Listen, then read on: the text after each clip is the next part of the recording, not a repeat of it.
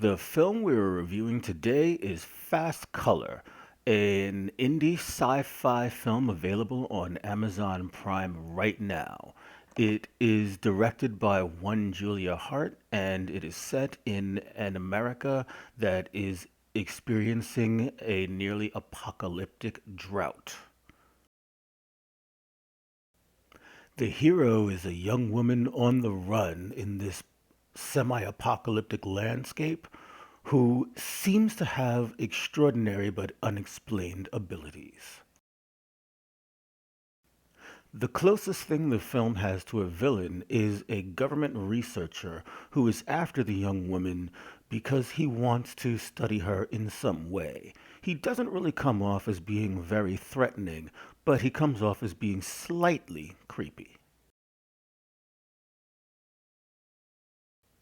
The film also features the main character's mother and daughter as she tries to figure out her powers amidst putting her family back together again as they have been estranged for years.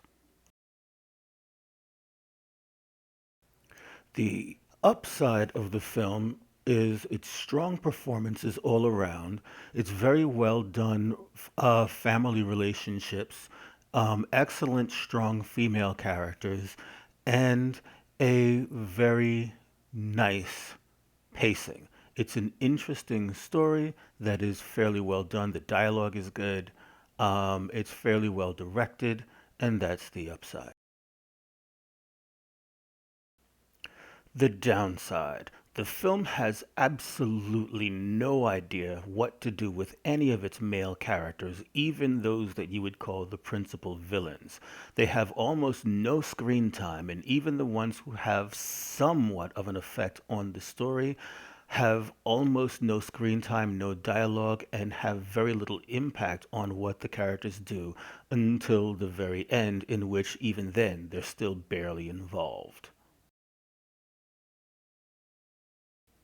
In fact, away from the story of the family drama and the story of the woman learning to use her powers, there isn't much to the story at all. The science fiction aspects of the story lead to a sort of an oddly tacked on ending which feels pulled from another movie and has almost nothing to do with what has gone on before.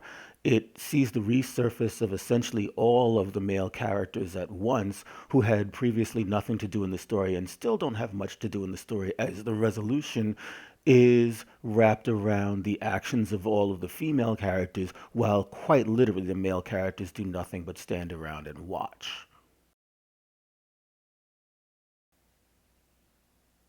In the end, Fast Color is a film that I give 3.5 stars.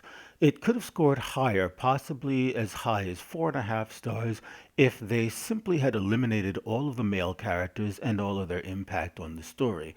The film didn't need them, it wasn't about them, and didn't have anything to do with them at all. And the ending, well, there is a much more logical ending for the film that is in the film but that doesn't involve the male characters. And if the film had stopped there, it would have been much better.